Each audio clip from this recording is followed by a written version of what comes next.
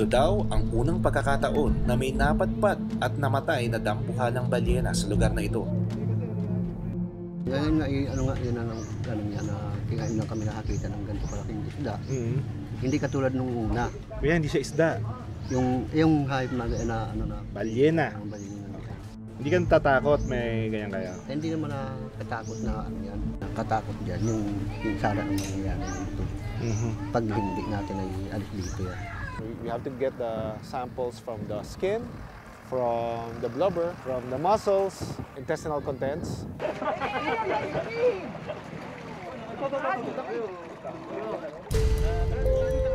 Sa lahat ng parte na kinuha ko mula sa balyena, isa ang nakaagaw ng aking atensyon.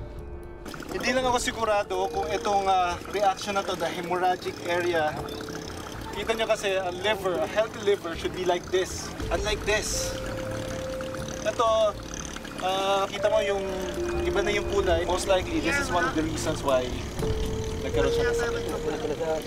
Kuha ko ng sample ng liver, ha?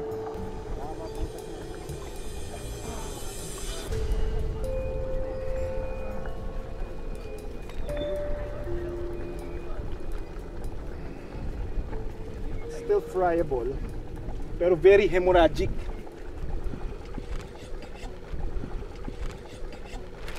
Kuha din ako ng sample na healthy liver. So ito yung portion ng blubber niya. Kita mo kung gaano kakapal, oh. That's how thick. So yung layer na to, this is all blubber, fat.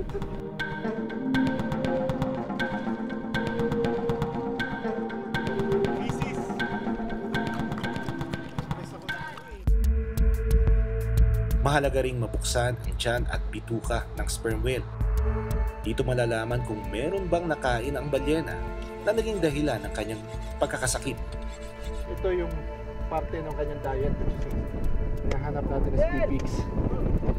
Ayan. These are giant squids. Ito yung nasa dulo niya. You can see lots of them.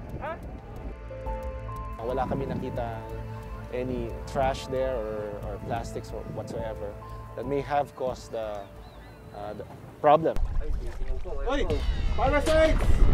Isang pamilyar na nilalanggin ang nadiskubre ko sa loob ng bituka ng balyena.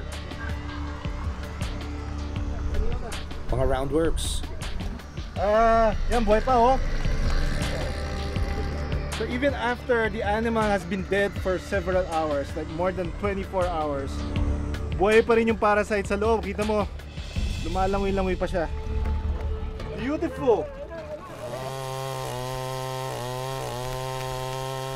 You have to understand that we're working against time, no? Yung location ko sana andun yung balyena natin, nandun pa rin siya sa parte ng tubig. And we're just taking advantage of that small window of opportunity. Umpisa kami, yung level ng tubig nandito pa lang sa maituhod namin. When we finish, nandito na siya sa dibdib. Umabot ng halos 3 araw bago tuluyang nailibing ang katawan ng balyena.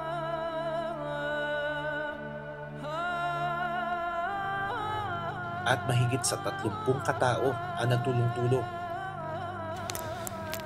Kaya ito yung lugar kung saan ililibing yung ating balyena. Supposed to be 16 feet deep kasi yung pinakamalalim na parte dapat matatabunan yung pinakadulo ng ating balyena, no? So ginawa nila, sinako nila yung ibang parte, tinatabunan nila as they go on. So yung sample sa kinuha natin, siguro will take mga 2 weeks to 3 weeks para mabasa at ma-interpret. And for the samples to be analyzed. And you can come up with a possible reason kung bakit namatay o nag-strand itong ating balyena.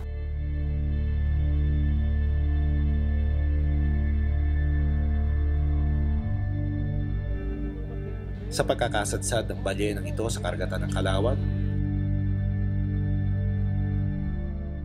marami ang pwedeng matutunan. Yung awareness sets in kapag na-experience mo isang bagay. Yung mga ganitong klaseng pangyayari sometimes can be a beginning of something for them. Can be a beginning for concern when it comes to the environment, concern sa wildlife,